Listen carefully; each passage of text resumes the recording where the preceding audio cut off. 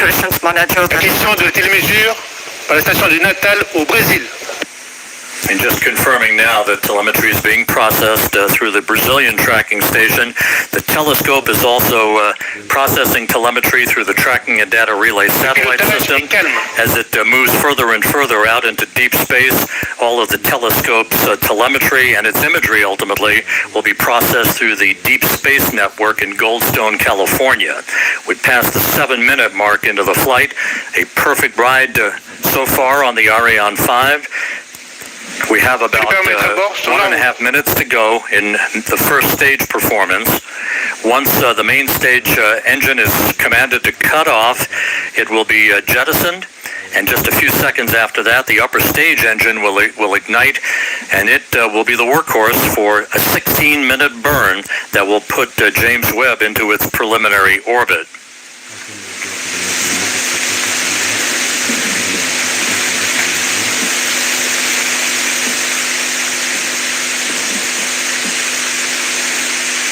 About 11 minutes from now, telescope controllers at the Space Telescope Science Institute will be sending commands to prepare James Webb for the initial series of commissioning activities that will lead to the deployment of its solar array and the initiation of generation of electrical power for the telescope. About 30 seconds away from main engine cutoff.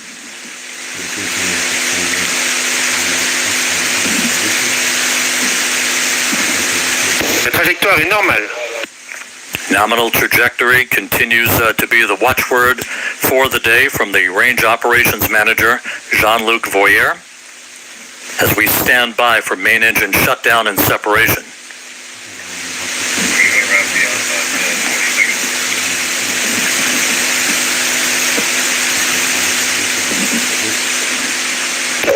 Extinction de l'EPC.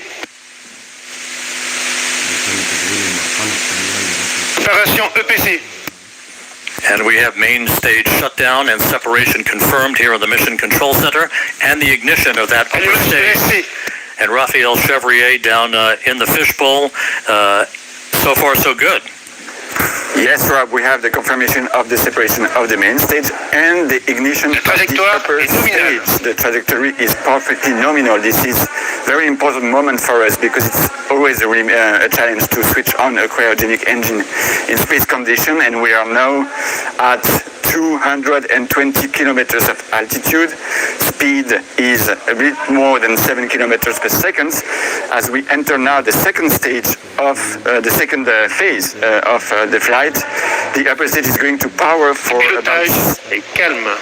about 16 minutes to place Webb on its transfer orbit, and right now everything is again nominal, as the DDO just said.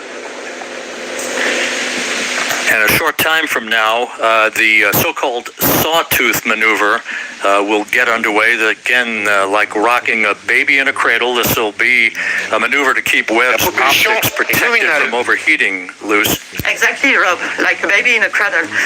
You can see here Webb attached on top of Ariane 5 upper stage with a very specific configuration. Of course, it will be different during its lifetime, but for the time being, its sun shield is folded and not yet fully protecting the observatory. A number of exhaustive studies have been performed by the mission teams in Europe, in the US, on the thermal conditioning inside the telescope and the way the rays of the sun would propagate and interact with sensitive equipment inside the telescope. Maintain this thermal conditioning is really key before separating this telescope. And in particular, we know that one face of the telescope cannot face the sun.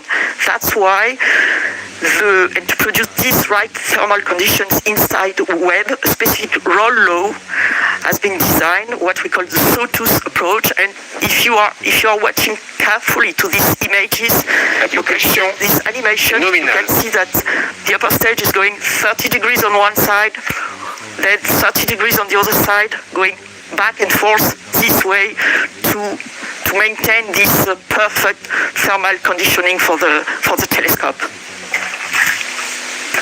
It's worthwhile noting that after Webb separates from the upper stage, of the Ariane 5 rocket, which continues to perform in excellent fashion at coming up on the 12-minute mark into the flight.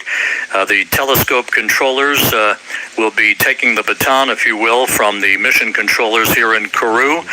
The first steps will be the opening of fuel valves, a pair of fuel valves, to start flowing fuel to Webb's onboard thrusters. They then will power on the valve drive electronics. Those are powered on in preparation to control and fire those thrusters when required. Webb's solar array is scheduled to be deployed at approximately the 33-minute mark into the flight.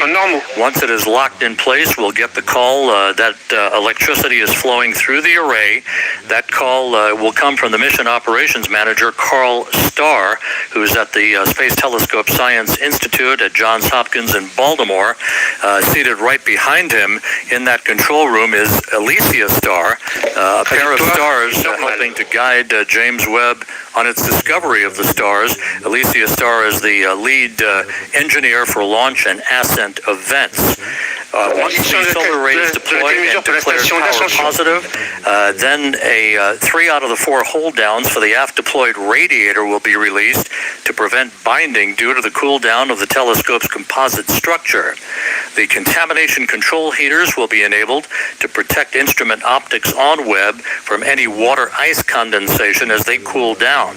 The actuator drive unit will be powered on. This particular mechanism helps with heater control of the fine steering mirror, preventing water ice condensation, later to be used to position each of the mirror's segments. All 6 reaction wheels and the wheel drive electronics will be powered on for Webb, and that will be the precursor to the attitude control system using those reaction wheels to maintain the proper orientation with the sun, as opposed to using onboard thrusters. Of course, fuel in those thrusters, very valuable. It's a limited commodity for the lifetime of James Webb's observations of the universe. We're 13 minutes, 55 seconds into the flight.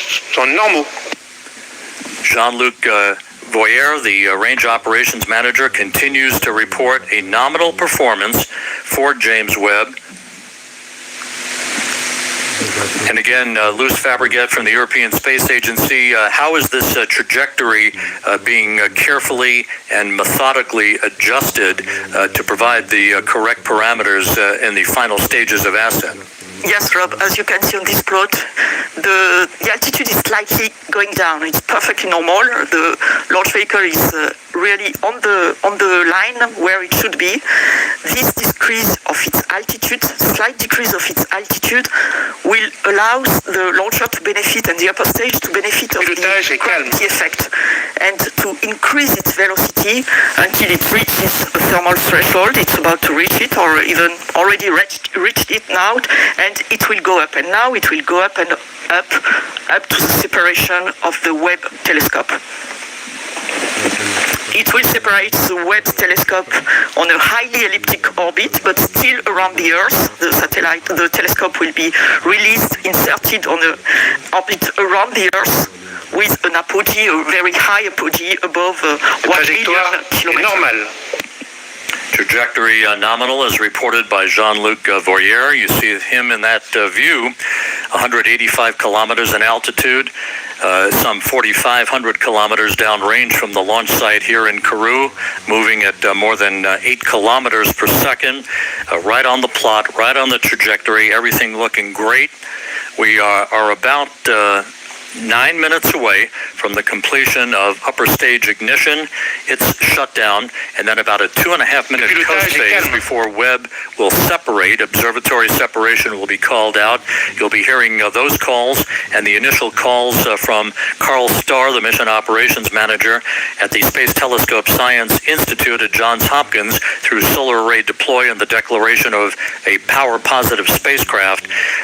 James Webb, of course, will be traveling well beyond the moon to a distance of about 1 million miles away from Earth, settling into a highly elliptical halo-like orbit to begin its astronomical observations. And again, as we mentioned earlier, at the time of observatory separation, Webb will be at an altitude of approximately 864 miles, statute miles, traveling some 21,000 miles an hour.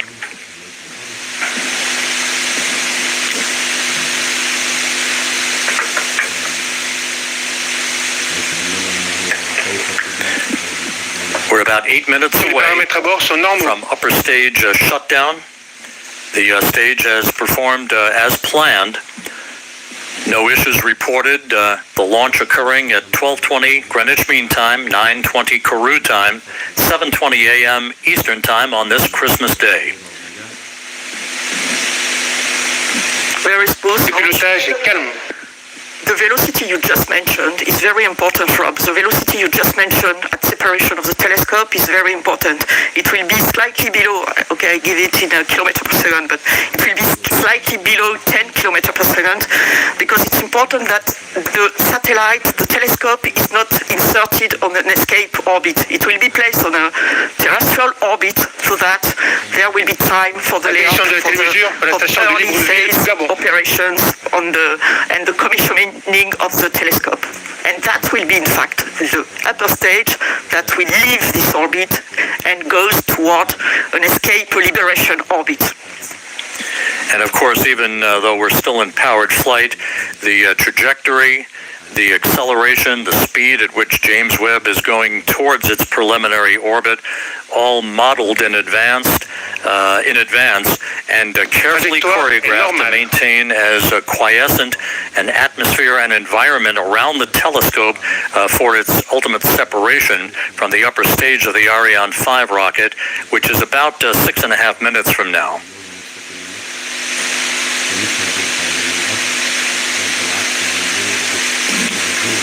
18.5 minutes into the flight. It's very quiet now here in the control center here in Kourou. NASA officials, European Space Agency officials, Arianespace officials, all watching telemetry very carefully.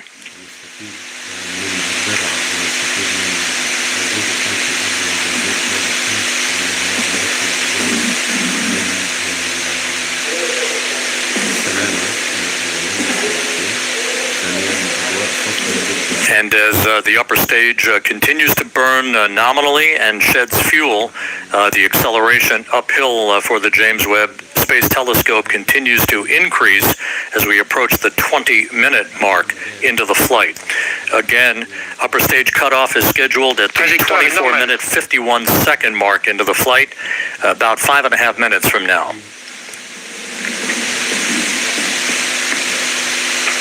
After the cutoff of this main engine, as you said, Rob, we will have a short ballistic phase, a short coasting phase that will, when